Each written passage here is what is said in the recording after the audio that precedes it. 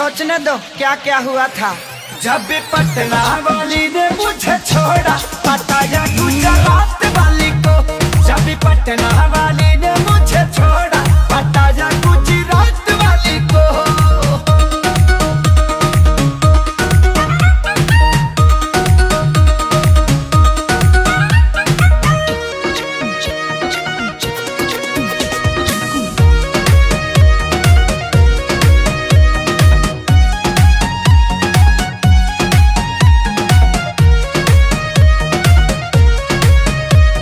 Shopping कराया नहीं होगा, कराया था। गाड़ी वाड़ी दिलवाया नहीं होगा। लगता है तू सेल्फिश बड़ा, जानी से भी ज्यादा उस जालिम को लोभ किया था। ये न पूछो कि कहाँ कहाँ कब किया था। किस बात का बुरा लगा गंगा घाट वाली को। पिज्जा के जगह पे मड़ुआ के रोटी खिया दिया इसीलिए गबड़ा गया। जब भी पटना वाली ने मुझे छोड़ा, बताया गुजरात वाली को।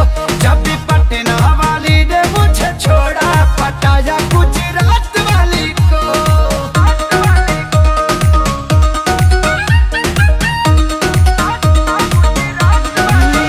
नई वाली में ऐसा क्या खास है, रसगुल्ला है कि चमन पर रास है।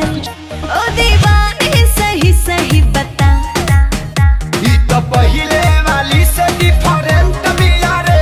ऊ तो गड़बड़ रहे, ई तो ब्रिलियंट बिया रे। क्या कोई ऐसा बोलता है अपने साथ वाली को।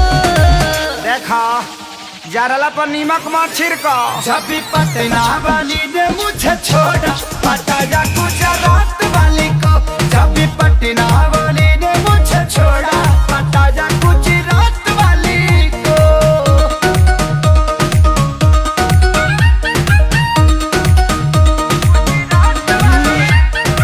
जब हो छोड़ देता, दूसरा स्टेट पकड़ लूंगा।